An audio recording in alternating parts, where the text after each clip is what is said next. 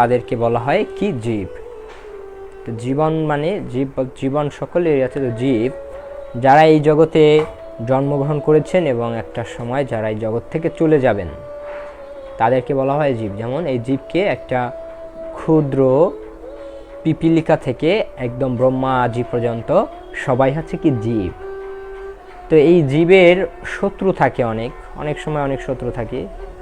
এবং চাণক্য পণ্ডিত বলছেন যে মানুষের শত্রু তৈরি হয়ে হচ্ছে কি, তার শত্রু কোনো মানুষ তার জন্ম থেকে নিয়ে আসে না, তার জন্মের সময় তার শত্রুদেরকে তিনি নিয়ে আসেন না। শত্রু হচ্ছে কীভাবে হয়, মানুষের কার্যের অ্যাকশন এবং রিয়াকশনের উপর ভিত্তি করে সে কেমন কার্য করছে এবং তার সেই কার্যের উপর অন্য মানুষ কতটা খুশি বা কতটা ভরসা রাখেন, এর উপর ভিত্তি করে কে মানুষের শত্রু মিত্র তৈরি হয়। আপনি একটা কিছু করবেন, সেটার উপর যদি অন্য মানুষ খুশি হয় তাহলে কি হবে, সে আপনার বন্ধু হয়ে যাবে। কিছু একটা করলেন, যদি সে আপনার সেটার উপর খুশি না হয় তাহলে সে কিন্তু আপনার প্রতি বিরূপ ভাব নেবে বা তার সঙ্গে আপনার একটা প্রতিকূল পরিবেশ সৃষ্টি হবে এবং তার ফলে কী হবে, সে আপনার শত্রু হয়ে যাবে। এরকম আমরা আমাদের এই জীবদ্দশায় জীবন নিয়ে যখন চলি এই পৃথিবীতে, বা আমরা যখন আমাদের এই জীবনটাকে নিয়ে অতিবাহিত করার জন্য বিভিন্ন কর্মক্ষেত্রে আমরা যখন যুক্ত হই, তখন সেই কর্মক্ষেত্রে কি হয়, আমাদের বিভিন্ন শত্রু মিত্র তৈরি হয়।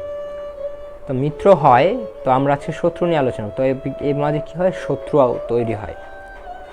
তো বিভিন্ন সময় বিভিন্ন শত্রু আমাদেরকে বিভিন্ন ক্ষতি করার চেষ্টা করে। মানে একজন শত্রু আমার অর্থ সম্পত্তি নিয়ে যাওয়ার চেষ্টা করে, কেউ হয়তো এরকম করবে, কেউ হয়তো ওরকম করবে। এরকম বিভিন্ন শত্রুরা, এক এক ক্যাটাগরির শত্রুরা আমাকে এক একভাবে হেনস্থ করার প্রয়াস করেন, তাই না? তো আমাদের এত সমস্ত শত্রু আছে জগতে, একটা শত্রু আমাদের ভিতরে আছে আর একটা শত্রু আমাদের বাইরে আছে। তো কোনো মানুষকে বা কোনো সোসাইটিকে বা যাই কিছু থাক না কেন, তাকে বাইরের শত্রু কিছু করতে পারে না যদি ভিতরের শত্রু যদি দুর্বল থাকে, বা ভিতরে যদি কারো শত্রু না থাকে তাহলে তাকে বাইরের শত্রু তাকে কিছু করতে পারে না। তা আমাদেরও ভিতরেও শত্রু আছে, বাইরেও শত্রু আছে। তো বাইরে হচ্ছে এরকম বিভিন্ন কর্মক্ষেত্রে গেলে যে সমস্ত শত্রু তৈরি হয় কর্ম বা আমাদের জীবন অতিবাহিত করার সময়। আর এছাড়া কি আছে, ভিতরেও শত্রু আছে। তো ভগবদ্গীতাতে বলছেন যে কাম এষ ক্রোধ এষ রজগুণ সমুদ্ভবা মহাসনম মহাপাপা বিদ্যেন মিহা বৈরিণম। ভগবদ্গীতাতে ভগবান বলছে, হে অর্জুন, রজগুণ থেকে সম্ভূত কামই মানুষকে পাপে প্রবৃত্ত করে এবং এই কাম ক্রোধে পরিণত হয়। কাম সর্বগ্রাসী এবং পাপাত্মক, কামকে জীবনের প্রধান শত্রু বলে জানবে। তো ভগবদ্গীতাতে আমাদের যত শত্রু আছে না কেন, ভগবদ্গীতাতে ভগবান বলেছেন যে আমাদের প্রধান শত্রু হচ্ছে কি, কাম, আমাদের কামনা, আমাদের ইন্দ্রিয় তৃপ্তির যে বাসনা, নারী পুরুষের প্রতি যে একটা জিনিস, এটা হচ্ছে কি আমাদের প্রধান শত্রু। ভগবদ্গীতাতে ভগবান বলছেন যে কাম এষ ক্রোধ এষ। এবং এই কামটা কোথা থেকে আসে, কামটা হচ্ছে রজগুণ থেকে আসে। যে মানুষের ভিতর যতটা রজগুণ থাকে বেশি, তার ভিতর যতটা রজগুণের যত প্রভাব বেশি থাকবে, তার ভিতর কামনা তত বেশি থাকবে। সে তত বেশি নিকৃষ্ট থেকে নিকৃষ্ট স্তরের কাম উপভোগ করার প্রয়াস করবে। তো এরকম এই রজগুণ থেকে কি হয়, কাম উৎপন্ন হয় এবং এই কাম থেকে কি হয়, ক্রোধ হয়। এবং এই কাম হচ্ছে কি মানুষকে পাপে প্রবৃত্তি করে, পাপ কর্মে তাকে বলবৎ, বল মানে আপনি চাবেন না তথাপি কাম দেখবেন আপনাকে দিয়ে বিভিন্ন পাপ কার্য করাচ্ছে। তো ভগবদ্গীতাতে ভগবান বলছে যে জীবের প্রধান শত্রু হচ্ছে কি, কাম। তো আমরা যখন এই কামকে জয় করতে পারবো, তখন কি করতে পারবো, আমরা আমাদের সমস্ত জগতের সমস্ত শত্রুদেরকে আমরা জয় করতে পারবো। কারণ আমাদের ভিতরের শত্রু আমাদেরকে বেশি দুর্বল করে। এই কাম মানুষকে বিভিন্ন প্রকারে, যখন কোনো মানুষ এই কাম উপভোগ করে তখন সে দুর্বল হয়ে যায়, তখন সে তার স্মৃতিশক্তি নষ্ট হয়ে যায়, তার শারীরিক অক্ষমতা হয় এবং একটা জাতিকে দুর্বল করে দেওয়ার জন্য এই কামই যথেষ্ট। যেমন আমরা পূর্বে বিভিন্ন ইতিহাসে দেখেছি, যেমন চাণক্য পণ্ডিত তার যে শিষ্য চন্দ্রগুপ্তকে রাজ সিংহাসন দেওয়ার জন্য তিনি যে রাজাকে হটিয়েছিলেন, সেই রাজাকে কিন্তু তিনি অস্ত্রের দ্বারা হটাতে পারেননি। তাকে তিনি কিভাবে যে বিষকন্যাদের দ্বারা সরিয়েছিলেন। বিষকন্যাকারা যারা অনেক সুন্দর, কিন্তু তাদেরকে ছোট সময় থেকে বিষ পান করানো হতো। তাদের কী করতো, ছোট সময় থেকে অল্প অল্প অল্প অল্প করে বিষ পান করানো হতো, এবং এই বিষ পান করার ফলে তারা কী হতো, আস্তে আস্তে তাদের শরীরে বিষের প্রভাব আর কোনো কাজই করতো না, এবং তারা অনেক সুন্দরী ছিল। যে কোনো পুরুষ তাদের দেখলে তাদের প্রতি আকৃষ্ট হয়ে যাবে এরকম। পরবর্তীতে কি করলেন, এই চাণক্য পণ্ডিত তাদেরকে পাঠালেন সেই রাজার কাছে, এবং সেই রাজা এই নারীদের দ্বারা মোহিত হয়ে এবং সেই নারীদের দ্বারা বিষ পান করানোর ফলে সে বধ হয়েছিল। তো কাম হচ্ছে এরকম। তো কামের দ্বারা প্রভাবিত হওয়ার ফলে মানুষ কি হয়, বড় বড় রাজার রাজ্য পতন হয়ে যায়, বড় বড় ব্যক্তিদের তাদের সমস্ত জ্ঞান বুদ্ধি স্মৃতিভ্রষ্ট হয়ে যায়, তাদের সুন্দর জীবনে কলঙ্ক চলে আসে। এরকম এই কাম হচ্ছে জগতের সর্বগ্রাসী পাপাত্মক মানে যে যার ভিতর যত বেশি কাম থাকবে সে তত বেশি এই কামের দ্বারা প্রভাবিত হবে এবং সে তত বেশি পাপে প্রবৃত্ত হবে। এবং কাম হচ্ছে কি সর্বগ্রাসী, যার ভিতর কাম থাকে, কাম তার হৃদয়ের সমস্ত ভালো গুণগুলোকে গ্রাস করে। কাম তার হৃদয়ের সমস্ত ভালো গুণ যা আছে সব কিছুকে ধ্বংস এবং তার জীবন ধন ও সম্পত্তি সব হরণ করে। যখন কোনো একটা পুরুষ একটা পতিতার সঙ্গ করে, কামের দ্বারা প্রভাবিত হয়, তখন সেই পতিতার তার জীবনের যত যা কিছু আছে সব হরণ করে নিয়ে যায় এবং একটা সময় তাকে ত্যাগ করে দেয়। যখন তার আর কিছু থাকে না, যখন তার আর কোনো অর্থ সম্পত্তি থাকে না, তখন সে পতিতাও তাকে ত্যাগ করে দিয়ে চলে যায়। তো ঠিক এরকম এই কাম হচ্ছে সর্বগ্রাসী, আপনার জীবনে যা কিছু আছে সব নিয়ে যাবে। তো জীব যখন এই জড়া প্রকৃতির সংস্পর্শে আসে, জীব যখন এই জড়জগৎ এই জগতের সংস্পর্শে আসেন, তখন তার অন্তরে শাশ্বত কৃষ্ণপ্রেম এই রজগুণের প্রভাবে কামে পর্যবসিত হয়। কামটা হচ্ছে কি, কাম এই যে শত্রু, আমাদের একমাত্র শত্রু কাম, এই কামটা হচ্ছে কৃষ্ণ প্রেমের বিকৃতি প্রকাশ। কামটা এমন কিছু নয়, কামটা হচ্ছে কি যে কৃষ্ণ প্রেম, ভগবানের প্রতি যে প্রেম, এই প্রেমের ছায়া, প্রেমের বিপরীত। প্রেমের বিপরীত হচ্ছে কি কাম। তো প্রত্যেকটা জীবের হৃদয়েই প্রেম থাকে। তো সেই প্রেমটা যখন সে ভগবানের সঙ্গে দেয় না, বা ভগবানকে যখন সে দেয় না, তখন এই প্রেমটা কি হয়, কামে রূপান্তরিত হয়। আত্ম ইন্দ্রিয় প্রীতিবাঞ্ছা তারে বলি কাম, কৃষ্ণ ইন্দ্রিয় প্রীতি ইচ্ছা ধরে প্রেম না। যে আত্মার, আমার ইন্দ্রিয়ের প্রীতি বা আমার ইন্দ্রিয়ের সন্তুষ্টি বিধানের জন্য আমরা যে প্রয়াস করি এটাকে বলা হয় কাম।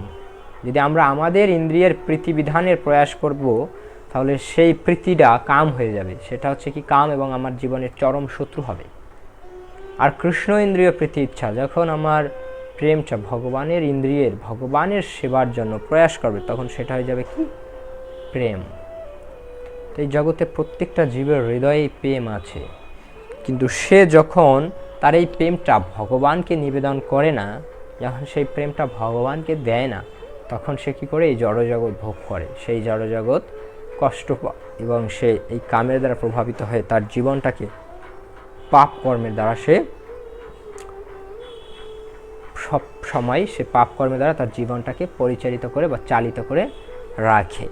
তো ঠিক এরকম, যেহেতু আমাদের সবার হৃদয়ে প্রেম আছে এবং এই প্রেমের বিকৃতি রূপ হচ্ছে কি কাম, তো এই ব্যাপারে আমরা দেখতে পাচ্ছি যে চৈতন্য মহাপ্রভু গোলক বৃন্দাবন থেকে তিনি এই জগতের মানুষকে শিক্ষা দেওয়ার জন্য এই প্রেম ধর্ম নিয়ে আসছিলেন। কিন্তু বিভিন্ন ব্যক্তিরা যারা কামরাজ্যে বসবাস করেছিলেন, যারা প্রেম এবং কামের ভিতর পার্থক্য জানেন না, যারা প্রেমকেই কাম বলেন এবং কামকেই প্রেম বলেন, এবং তারা সেই কামের দ্বারা প্রভাবিত হয়ে তাদের জীবনটাকেও দুর্বিষহ নরকে পরিণত করে এবং তারা অন্যদেরকেও এই নরকে পতিত হতে সাহায্য করে। তো চৈতন্য মহাপ্রভু এই জগতে সেই প্রেম ধর্ম প্রচার করেছেন এবং বহু মূর্খ ব্যক্তিরা তারা প্রেমের প্রকৃত অর্থ এবং প্রকৃত সংজ্ঞা না জেনে তারা তাদের জীবনটাকে কামের দ্বারা পরিচালিত করেছে এবং সেই দ্বারা আমাদের বৈষ্ণব ধর্ম বহু কলঙ্কিত হয়েছে, কলঙ্কিত অধ্যায় সৃষ্টি হয়েছিল। তো এই কাম হচ্ছে এরকম যে একটা শুদ্ধ জিনিসকেও কলঙ্কিত করে দিতে পারে। একটা পবিত্র একটা জিনিস যেটার একদম আপনার আমার ধারণার বাইরে, এত শুদ্ধ, শুদ্ধাতি শুদ্ধ, সেই জিনিসটাকেও কাম অপবিত্র, কলঙ্কিত করে দিতে পারে। কামের এত বড় পাওয়ার। তো এই কাম থেকে আমাদের মুক্ত থাকার জন্য কি করা উচিত? আমাদের ভগবান শ্রীকৃষ্ণের চরণে ভক্তি বা আমাদের জীবনের যে বেদান্ত সূত্রে যে সূচনা করা হয়েছে যে জীবনটা কোথা থেকে শুরু হয়, বেদান্ত সূত্রে বলছে যে জীবনের সূচনা মনুষ্য জীবনের, পশু জীবনের নয়। পশু জীবনের সূচনা তো পশু থেকেই হয়ে যায়। ওটা পশুর জীবনের উদ্দেশ্য কি? আহার, নিদ্রা, ভয়, মৈথুন। একটা পশুর জীবনের 4টা কার্য থাকে, একটা আহার, একটা নিদ্রা, আর একটা ভয়, আর একটা মৈথুন। তো একটা মানুষও যদি আহার, নিদ্রা, ভয়, মৈথুন করে তাহলে তার জীবনটা মনুষ্য জীবন নয়, সেটা একটা পশুর জীবন। সে তার আকারটা মানুষের বলছে আকারও হইলে কি হয়? করহ ভূতের কাম। বলছে মনুষ্য আকার পাইলে কি হয়? করহ ভূতেরও কাম। আপনার মনুষ্য আকার পাইলে আপনার কি হবে যদি ভূতের কাম করেন? তো এই ব্যাপারে বলছেন আমাদের বেদান্ত সূত্রে যে মনুষ্য জীবনের শুরু হয় কোথা থেকে? হচ্ছে অথাত ব্রহ্ম জিজ্ঞাসা।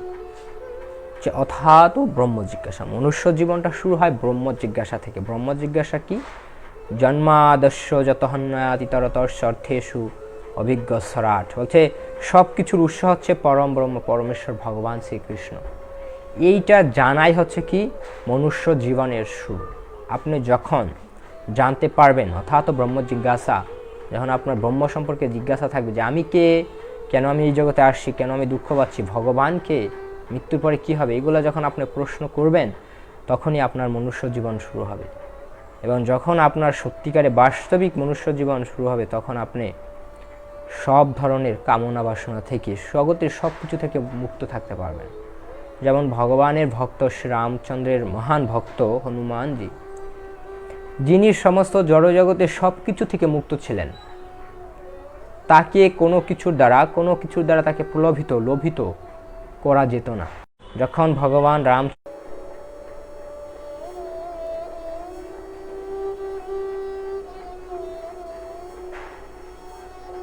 হরে কৃষ্ণ যখন পরমেশ্বর ভগবান শ্রী রামচন্দ্র লঙ্কা বিজয় করে ফিরে আসলেন এবং তাকে যারা যারা সাহায্য করেছিলেন, ভগবান চাচ্ছিলেন তাদেরকে কিছু দেবার জন্য। ভগবান চাচ্ছেন যে তাদেরকে আমি কিছু দিব। তো তিনি বহুজনকে বহু কিছু দেওয়ার জন্য বলেছেন, বহুজনে বহু কিছু নিয়েছেন। তো হনুমানজিকে ভগবান তার প্রিয় একটা জিনিস দিয়েছিলেন, সেটা হচ্ছে কি একটা মুক্তার মালা। ভগবান হনুমানকে একটা মুক্তার মালা গলায় দিয়েছিলেন। তো হনুমানজি সেই মুক্তার মালাটাকে শুকে যিনি ঘ্রাণ নিচ্ছে সেখানে কোনো কিছু পাচ্ছেন না, পরবর্তীতে তিনি কী করেন, ছিঁড়ে ফেলে দেন, দাঁত দিয়ে কামড়িয়ে ছিঁড়ে ফেলে দেন। তো এটা দেখে সীতামা বলছিল যে বানরের গলায় মুক্তার মালা, মানে এই যে প্রবাদটা আসছে না, এটা এখান থেকে বলছে ও তো একটা বানর, ও এইসবের কি মূল্য বুঝবে, তো এটা ফেলে দাও। এই জন্য ও কী করছে, এটা ফেলে দিচ্ছে। উলবনে মুক্ত ছড়ানো, যেখানে যায় না সেইখানে সেই জিনিসটা দেয়া। তো রামচন্দ্র জানতেন যে কেন ও এরকম করছে। আর হনুমানকে কি দিব? হনুমান তো কিছু চাচ্ছে না সত্যিকার অর্থে। তো ওকে আমি দেখাবো যে ও কত বড় আমার ভক্ত, আমি এইটা জাস্ট জগতে দেখাবো, এটাই ওকে আমার দেয়া। তখন হনুমানকে জিজ্ঞাসা করলেন যে তুমি কেন এরকম করছো, সীতামা জিজ্ঞাসা করেন। তখন বললেন যে এতে আমার আরাধ্য দেব শ্রীনাথে জানকী নাথে চ ভেদ পরমাত্মনি তথাপি মম সর্বস্ব শ্রীরাম কমল লোচন। বলছে আমার জীবনের সর্বোচ্চ শ্রীরাম কমল লোচন, সে রামচন্দ্র এবং সীতা মায়া, এর কোনো কিছু এখানে নেই। যার থেকে আমার ভগবান রামচন্দ্রের কথা স্মরণ আসে না, যার থেকে আমার ভগবান রামের কথা মনে পড়ে না, সেই সমস্ত জিনিস আমার কি প্রয়োজন, আমি এটা চাই না। তখন বললেন, আচ্ছা তুমি যদি এতটাই রামচন্দ্রকে মিস করো, এতটাই যদি রামচন্দ্রকে ভালোবাসো, তাহলে তোমার এই শরীরটা তুমি কেন ধারণ করো? এই শরীরে কি কোথাও রাম আছে? তখন হনুমান বলছেন, হ্যাঁ আছে, আমি এই জন্য এই শরীরটাকে রেখেছি, যেদিন এই শরীরও রাম থাকবে না সেদিন এই শরীরও আমি রাখবো না। তখন উনি কী করেছিলেন, তার বুকটাকে চিরে দেখিয়েছিলেন যে দেখুন ভগবান আমার হৃদয়ে আছেন, তাই না? আমরা সবাই জানি এই কাহিনী। তো যিনি ভগবানের ভক্ত হবেন তিনি এই জগতের সব কিছুকে জয় করেছেন। তার কাছে এই জগতের কোনো কিছু ভালো লাগার কিছু নেই। এই জগতে তার কাছে ভালো লাগে এমন কিছু এই জগতে নেই। তিনি তার জীবনের সব কিছুকে একমাত্র শ্রী রামচন্দ্র বা ভগবান বলে জানবেন। তিনি এই জগতে আর কিছু জানবেন, এই জগতে তার কাছে আর কিছু পাওয়া নেই। যেমন আমাদের জগৎগুরু শ্রীল প্রভুপাদ, তার সঙ্গে যখন ইসকনের অন্যতম আচার্য জীবিত ছিলেন, যিনি এই জগৎ থেকে ভগবত ধামে, তার নিত্য ধাম দিব্য ধামে যিনি গমন করেছেন এবং তিনি এই জগতে আছেন তার বাণীর দ্বারা, তো সেই মহান আচার্য হিস হোলিনেস ভক্তিস্বরূপ স্বামী গুরু মহারাজ যখন প্রথম তার গুরু মহারাজ অভয়চরণ অরবিন্দ ভক্তি বেদান্ত স্বামী শিলা প্রভুপাদের কাছে আসেন, তো প্রভুপাদ তাকে দেখে প্রথম তাকে বলেছিলেন যে দেখো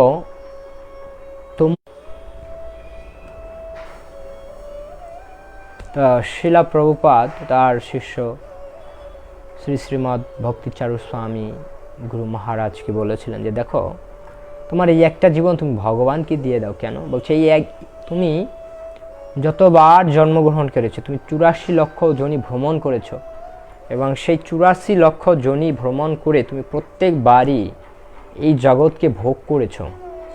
তুমি যখন কুকুর হয়েছিলে তখনও তুমি তোমার স্ত্রী পুত্র পরিবার ছিল, তুমি সেই কাম আহার নিদ্রা ভয় মৈথুন এই 4টা জিনিসকেই তুমি ভোগ করেছো। তুমি যখন উন্নত জনিতে ছিলে, কোনো দেবতা হয়েছো, তখনও ভোগ করেছো। তুমি যা কিছু করেছো সব সময় তুমি এই জীবনটাকে দিয়ে তুমি এই সব কিছু ভোগ করেছো, কিন্তু তুমি দেখো এখনও তৃপ্ত নও। তো এই একটা জীবন, মাত্র একটা জীবন তুমি ভগবানকে দিয়ে দাও। তো তিনি যখন এই কথা বললেন শিলা প্রভুপাদ ভক্তিস্বরূপ স্বামী গুরু মহারাজকে, তখন তিনি বললেন যে হে প্রভুপাদ, আমি কৃষ্ণকে জানি না, আমি আমার এই জীবনটা আপনাকে দিয়ে দিতে চাই এবং এই জীবনটা হচ্ছে আপনার সম্পত্তি, আপনি যেভাবে চালাবেন ঠিক সেইভাবে এই জীবনটা চলবে। তো তিনি কি করলেন, তার এই জীবনটা প্রভুপাদকে দিয়ে দিয়েছিলেন। এই জন্য তার নামেও বলা হয় প্রণাম মন্ত্রে প্রভুপাদ ও গত প্রাণ। এইভাবে তিনি তার এই জীবনটা ভগবানের সেবায় তার গুরুদেবকে দেওয়ার ফলে, বলছে গুরুদেব হচ্ছেন এমন একজন ব্যক্তি আপনার জীবনে যিনি প্রসন্ন হলে, যাকে আপনি যদি প্রসন্ন করতে পারেন সেটা যেভাবে হোক, তিনি প্রসন্ন হলে জগতের সবাই প্রসন্ন হন এবং স্বয়ং ভগবান প্রসন্ন থাকেন। গুরুদেব যদি আপনার প্রতি প্রসন্ন থাকে তাহলে জগতের সবাই, ভগবান প্রসন্ন। এবং গুরুদেব যদি রুষ্ট হন তাহলে তার আর কোনো গতি থাকে না, এই জগতে তার কোনো আর গতি নেই। কোনো শিষ্যের প্রতি যদি তার সদ্গুরুদেব যদি রুষ্ট হন তাহলে সেই শিষ্যের জন্য এই জগতে ত্রিলোকে এমনকি নরকেও তার স্থান হবে না। তো ঠিক এরকম কি করলেন, তিনি তার এরকম একজন গুরুকে তার এই জীবনটা দিয়ে দিলেন এবং যখন দিলেন তখন প্রভুপাদ বললেন যে এটাই হচ্ছে কি জীবনের এই সব কিছু থেকে মুক্ত হওয়ার, এই শত্রু কাম ক্রোধ লোভ মোহ মত মাৎসর্যতা সহ জীবের জীবন পথে বসে অছর চেষ্টা রজ্জু ফাঁসে পথিকের ধর্ম নাশে শেষে প্রাণ লয়ে করে কষাকষি। এই যে 6টা শত্রু আমাদের জীবনে, কাম ক্রোধ লোভ মোহ মাৎসর্য, যে 6টা শত্রু, এই 6টা শত্রুর লিডার হচ্ছে কি কাম। কারণ কাম থেকে বাদ বাকিগুলো বিস্তার লাভ করে। তো যখন আপনি এই সব কিছু ভগবানকে দিয়ে দিবেন তখন আর আপনাকে এই সমস্ত বাহ্যিক শত্রু বা ভিতরের শত্রু আপনাকে কিছু করতে পারবে না। তো এইভাবে কি করতে পারি আমরা আমাদের এই হৃদয়ের শত্রুকে জয় করতে পারি। তো হৃদয়ের শত্রু কি করে বলছে, যুগ পরিবর্তন হওয়ার সঙ্গে সঙ্গে, সময় পরিবর্তন হওয়ার সঙ্গে সঙ্গে আমাদের জীবনের সব কিছু পরিবর্তন হয়ে গেছে। বলছে যখন সত্যযুগ ছিল, এই সত্যযুগে শত্রুরা মানে দেবতা এবং অসুর, দেবতারা তো সুর মিত্র আর অসুররা হচ্ছে কি শত্রু। এরা কি করতেন, দেবতা এবং অসুরেরা আলাদা আলাদা আলাদা আলাদা গ্রহে বসবাস করতেন, আলাদা আলাদা গ্রহে। যেমন আমরা অসুররা দেখছি পাতালে থাকতেন এবং দেবতারা স্বর্গে থাকতেন।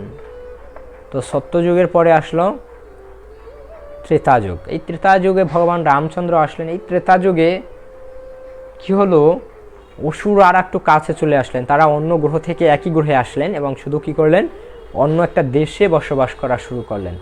যেমন রামচন্দ্র আর রাবণ। রামচন্দ্র ভারতবর্ষে থাকতেন, রাবণ শ্রীলঙ্কায় থাকতেন। মাঝে এক আলাদা দেশ, দুটো আলাদা দেশ বা আলাদা দ্বীপ, সমুদ্রের মাঝে দুইটা আলাদা ভূখণ্ড। এরপরে আরও যুগ পরিবর্তন হলো, দাপর যুগ আসলো। এই দাপর যুগে কি হলো, তারা আর আলাদা দেশে নয়, একই দেশে এবং একই পরিবারে বসবাস করা শুরু করলো। শত্রু এবং মিত্র, শত্রু একই পরিবারে বসবাস, যেমন পঞ্চপাণ্ডব এবং কৌরব। এই পঞ্চপাণ্ডব এবং কৌরব একই বংশে আবির্ভূত হয়েছেন। একজন হচ্ছে দেবতা আর একজন হচ্ছে অসুর। এরপরে কলিযুগ আরও আসলো। এখন একই পরিবারে নয়, একই দেহে বসবাস করা শুরু করলো, একই দেহে। এই দেহের ভিতরই আপনার এই সমস্ত শত্রুগুলো আছেন, আপনার অসুরগুলো আছে। অসুরগুলো কে কে, কাম, ক্রোধ, লোভ, মোহ, মদ, মাৎসর্য। এবং এগুলো হচ্ছে সব থেকে পাওয়ারফুল শত্রু। আপনাকে বাইরের শত্রুরা কিছু করতে পারবে না যদি আপনার হৃদয়ের শত্রুকে আপনি কন্ট্রোল করতে পারেন। তা আমরা কি হয়, আমাদের হৃদয়ের শত্রুকে কন্ট্রোল করতে পারি না। আমরা এই যে আমাদের জগতের বাহ্যিক শত্রুকে নিয়ে বেশি চিন্তা করি, কিন্তু হৃদয়ের শত্রুকে চিন্তা করতে পারি। এই জন্য বলছে কাম, ক্রোধ, লোভ, মোহ, মদ, মাৎসর্য সহ জীবের জীবন পথে বসে অসৎ চেষ্টা রজ্জু ফাঁসে, পথিকের ধর্ম নাশে, শেষে প্রাণ লয়ে করে কষাকষি। যে 6টা শত্রু কি করে, অসৎ চেষ্টা রজ্জু ফাঁসে। প্রত্যেকটা এই যে 6টা শত্রু, কাম, ক্রোধ, লোভ, মোহ, মদ, মাৎসর্য, এগুলো প্রত্যেকটা জীবের গলায় এক একটা দড়ি পরিয়ে দিয়েছে এবং তারা কি করে, অসৎ চেষ্টা রজ্জু ফাঁসে। এবং তারাই 6 জনে এই 6টা দড়ি 6 দিকে টানছে এবং আপনি মাঝে আছেন। যদি একদিকে টানতো 6 জনে মিলে তাহলে ভালো হতো একটু, আপনি সে, কিন্তু এই 6টা দড়ি দিয়ে 6 জন শত্রু আপনাকে 6 দিকে টানছে। এর ফলে কি হচ্ছে, আপনার জীবন আরো বেশি দুর্বিষহ হয়ে যাচ্ছে। পথিকের ধর্মনাশ, এবং আপনার জীবনের ধর্মকে তারা নাশ করছে এবং জীবনের শেষে কি করছে, প্রাণ লয়ে করে কষাকষি। এবং আপনার জীবনটাকে নিয়ে যাওয়ার জন্য তারা কষাকষি করছে। কোথায় নিয়ে যাবে, নরকে। আপনার এই আত্মাটাকে কোথায় নিয়ে, নরকে নিয়ে যাবে। তো এইভাবে আমাদের এই হৃদয়ের সব থেকে পাওয়ারফুল যে শত্রু, এটা আমাদেরকে সবসময় বিরক্ত করছে। এবং ভগবদ্গীতাতে ভগবান তিনি ডাইরেক্ট স্টেটমেন্ট দিয়েছেন যে জীবের প্রধান শত্রু হচ্ছে কি, কাম। জীবের প্রধান শত্রু কি, কাম। এবং আমরা আমাদের এই শত্রু থেকে মুক্তি পেতে গেলে আমাদের জীবন, মনুষ্য জীবন শুরু হয় যেখান থেকে বেদান্ত সূত্রে বলা হয়েছে অথাত ব্রহ্ম জিজ্ঞাসা। সেই ব্রহ্ম জিজ্ঞাসা আমাদের করা উচিত এবং সেইভাবে আমাদের চলা উচিত। সেই ব্রহ্ম জিজ্ঞাসাটা হচ্ছে কি, যে আমি কে, কেন আমি এই জগতে আসলাম এবং আমার জীবনের শেষে কি হবে। এইভাবে চিন্তা করে আমাদের এই সমস্ত শত্রু থেকে মুক্তি লাভ, জয় করে এই জগৎ থেকে ভগবত ধামে যাওয়া উচিত। তো ভগবানের রাজ্যে কোনো কাম নেই। ভগবানের রাজ্যে আমি যাব, বা আমাদের জীবনের একমাত্র উদ্দেশ্য হচ্ছে ভগবান প্রাপ্তি বা ভগবত প্রাপ্তি। তো আচ্ছা, ভগবত আমি প্রাপ্তি করব, সেই ভগবানের রাজ্যে তো কোনো কাম নেই, তাহলে আমি সেইখানে আমার এই কামের হৃদয় নিয়ে প্রবেশ করার কোনো এন্ট্রি আছে? সেই রাজ্যে প্রবেশ করতে গেলে চেকপোস্ট আছে। সেই চেকপোস্টে দেখবে, যেমন আমরা যাই না কোথাও ঢুকতে গেলে একটা স্ক্যানার থাকে, সেই স্ক্যানার ভিতর দিয়ে ঢুকতে হয়। যদি আপনার গায়ে কোনো কোনো কিছু থাকে, অস্ত্র, ধারালো অস্ত্র বা কোনো সরঞ্জাম যদি থাকে, তাহলে সেই স্ক্যানার সিগন্যাল দেয় যে আপনার কাছে কিছু একটা আছে। তখন কি করবে? আপনাকে চেক করবে। আপনাকে যদি দেখে আপনার কাছে কিছু আছে, তাহলে আপনাকে ঢুকতে দিবে না, বরঞ্চ ধরে অন্য জায়গায় ঢুকিয়ে দিবে। তো ঠিক সেরকম আমার হৃদয়ে যদি এরকম চেকপোস্টে গিয়ে ভগবত ধামে যাব, সেইখানে চেকপোস্টে গিয়ে যদি বেজে যায় যে হৃদয়ে এরকম এই 6টা সূত্র খুব প্রবল আছে, কাম আছে হৃদয়ে, তবে ভগবান রাজ্যে তো প্রবেশ করতে পারবো না, কারণ ভগবান রাজ্যে কোনো কাম নেই, ভগবানের রাজ্যে কোনো কাম নেই। কিন্তু এই জগতের মূর্খ ব্যক্তিরা তারা এই কৃষ্ণের প্রেম, রাধা এবং কৃষ্ণ এবং তার সখীদের যে প্রেম, কাম এবং প্রেম নহে এক, কাম এবং প্রেম এক নয়। এটা পার্থক্যটা কি বলছে? লোহা হেম জৈসে ভেদ। লোহা এবং সোনার ভিতর যেরকম পার্থক্য, ঠিক সেরকম কাম এবং প্রেমের ভিতর ঠিক সেরকম পার্থক্য। তো রাধা এবং কৃষ্ণ বা ভগবত ধামে যে প্রেম, সেটা এই জগতের কাম নয়, এই জগতের কোনো কামের জিনিসটা নয়। সেই ব্যাপারটা ভগবান বহুবার প্রমাণ করেছে যে আমার রাজ্যে কোনো কাম নেই, আমার রাজ্যে সবাই ব্রহ্মচারী। ভগবানের রাজ্যে ভগবান তো ব্রহ্মচারী, তার সখীরাও সতী। তার মানে কি? তাদের হৃদয়ে কোনো কাম নেই। আমরা যেটাকে প্রেম বলে মনে করি এই জগতের মানুষ, তাদের ভিতরে সেটা নেই। ভগবান এরকম প্রমাণ করেছে। একবার রাধারানী কি করেছেন? একটা বৈষ্ণব সেবা দিবেন, তো একজন বৈষ্ণবকে খুঁজে পেয়েছেন, তিনি হচ্ছে দুর্বাসা মুনি। এই দুর্বাসা মুনি যমুনার ওপারে বসবাস করতেন কুটির নির্মাণ করে। তো তারা চাইলেন যে আমরা বৈষ্ণব সেবা দিব। তো কী করলেন? তারা সবাই সখীরা মিলে অনেক সুন্দর সুন্দর আইটেম রান্না করলেন, এবং রান্না করে তারা কি করবেন? নিয়ে গেলেন। কোথায় নিয়ে গেলেন? দুর্বাসা মুনির কাছে। তো নিয়ে যাবেন, তো গিয়ে দেখছে যমুনায় কোনো নৌকা নেই, তাহলে তারা পার হবে কি করে? যমুনায় যেহেতু নৌকা নেই, তো পার হবে কি করে? তাই তারা কি করছেন? দেখছেন কৃষ্ণ সেখানে। তো কৃষ্ণকে বলছেন যে কৃষ্ণ, আমরা নদী পার হবো কি করে? তো কৃষ্ণ বলছেন যে তোমাদের বেশি কিছু করতে হবে না, আমি তোমাদেরকে একটা কথা বলছি, জাস্ট তোমরা সেই কথাটা যমুনাকে গিয়ে বলো, দেখবে যমুনা তোমাদেরকে স্থান দিয়ে দিবে, পার হওয়ার জন্য পথ দিয়ে দিবে। তো বললো আচ্ছা বলো, কি বলবো? তো গিয়ে বলো এই কৃষ্ণ চিরকুমার বলে তিনি হচ্ছে ব্রহ্মচারী। গিয়ে বলো যে কৃষ্ণ হচ্ছে শুদ্ধাতি শুদ্ধ ব্রহ্মচারী। একদম ব্রহ্মচারী মানে কি? যে কখনো নারীর সঙ্গ বা নারীর সুখ, এই জগতের কামনাকে ভোগ করেনি, তিনি হচ্ছে ব্রহ্মচারী। তো বলো গিয়ে যে কৃষ্ণ হচ্ছে প্রিয় নৈষ্ঠিক ব্রহ্মচারী। তো এই সখীরা সবাই হাসলেন, অবাক হয়ে গেল, হায় হায় কি কথা, এই কৃষ্ণ অলওয়েজ আমাদের সঙ্গে থাকে, তাহলে কৃষ্ণ কি করে ব্রহ্মচারী হলো? বলছে না, গিয়ে বলো। তো রাধারানী কোনো উপায় নেই, বলতে হবে। তো যমুনার কাছে গিয়ে বলছে, হে যমুনা, এই কৃষ্ণ যদি নৈষ্ঠিক ব্রহ্মচারী হয় বা সে যদি চিরকুমার হয়, তাহলে আমাদেরকে তুমি কি করো? রাস্তা দাও। তো বলার সঙ্গে সঙ্গে যমুনার জল দুই পাশে সরে গেছে, এবং রাধারানী এবং তার সখীরা সেই জল পার হয়ে, মানে সেই মাটি দিয়ে হেঁটে হেঁটে পার হয়ে চলে গেছে। ওপারে গিয়ে তারা দুর্বাসা মুনির ভক্ষণ সেবা করিয়েছে, দুর্বাসা মুনির যথেষ্ট সেবা দিয়েছে, তার সেবার জন্য যা যা নিয়ে যাওয়া হয়েছিল সেগুলো তাকে দিয়েছে, এবং বিশাল আয়োজন সব দিয়েছে। আর দুর্বাসা মুনি সব গ্রহণ করেছে, একদম সব প্রায় একদম চেটেপুটে খেয়ে দিয়েছে। এখন তারা চলে যাবে, তাদের বাসন টাসন সব গুছিয়েছে। এখন যাওয়ার সময় সন্ধ্যা হয়ে গেছে, এখন দেখে যমুনায় কোনো আবার যাওয়ার কোনো পথ নেই, নৌকা নেই। তো আবার দুর্বাসা মুনিকে বললো যে আচ্ছা এই দুর্বাসা মুনি, আমরা ওপার কি করে যাব? ওপারতে যাওয়ার জন্য কোনো পথ নেই, কোনো নৌকা নেই। তো দুর্বাসা মুনি বলে আচ্ছা ঠিক আছে, তুমি গিয়ে যমুনাকে বলো এই দুর্বাসা মুনি বহুদিনের অভুক্ত, দুর্বাসা মুনি বহুদিন যাবৎ অনাহারী, তো এটা বলো, দেখবে যমুনা জায়গা দিয়ে দেবে, তোমাদেরকে পথ দিবে। তো এই রাধারানী চিন্তা করলে এটা কেমন, এই তো গুরু আর শিষ্য একই রকম, মানে চেলা আর গুরু একই রকম। এই গুরুকে আমরা এতগুলো করে খাওয়ালাম, এত সেবা দিলাম, সে বলছে সে বহুদিনের অভুক্ত, সে বহুদিন যাবৎ অনাহারী থাকছে। আর এই শিষ্য চেলা আমাদের সঙ্গে এত কিছু করে, আর এ বলছে সে নৈষ্ঠিক ব্রহ্মচারী। আর এই যমুনাই বা কেমন, এ বলছি সত্য বলে সব ছেড়ে দিচ্ছে, পথ ছেড়ে দিচ্ছে। তা আবার বলার সঙ্গে সঙ্গে যে দুর্বাসা মুনি বহুদিনের অভুক্ত, বলার সঙ্গে সঙ্গে যমুনা কি করেছে, ছাড় দিয়েছে। তারা পার হলো, তারা বিশাল চিন্তায় পড়ে গেল, আয় রে এগুলো কি, এগুলো জাদু না মন্ত্র? হ্যাঁ, আমাদের চোখের সামনে দেখলাম আমরা এগুলো, আর এরা বলছে উল্টাপাল্টা। তো কৃষ্ণর সঙ্গে আবার দেখা হলো। কৃষ্ণকে জিজ্ঞেস, আচ্ছা কৃষ্ণ, এই তুমি যা বললে এটা কি সত্য? এটা সত্য না তো, কারণ তুমি আমাদের সঙ্গে খেলা করো, লীলা করো, এই কত কি করো। আর এই দুর্বাসা মুনি জানো কি বলছে, ও বলছে উনি নাকি বলে বহুদিন অভুক্ত, তাকে আমরা কতগুলো খাওয়ালাম, সব খেয়ে চেটে পুটে শেষ করে দিল, আর সে বলছে বহুদিনের অনাহারী। তো কৃষ্ণ তখন উত্তর দিলেন যে দেখো, তোমরা মনে করছো যে আমি ব্রহ্মচারী নয়, আমি কামের দ্বারা প্রভাবিত না, আমি কোনো কামের দ্বারা প্রভাবিত নই। আমি এই জগতে তোমাদের সঙ্গে যা কিছু করি এটা আমার লীলা, এবং আমি আমার হৃদয়ের শুদ্ধাতিশুদ্ধ প্রেম ভাব বিনিময় করি, এখানে কোনো কাম নেই। আর এই দুর্বাসা মুনিকে তুমি খাইয়েছো, কিন্তু তার খাওয়ার প্রতি কোনো লোভ নেই।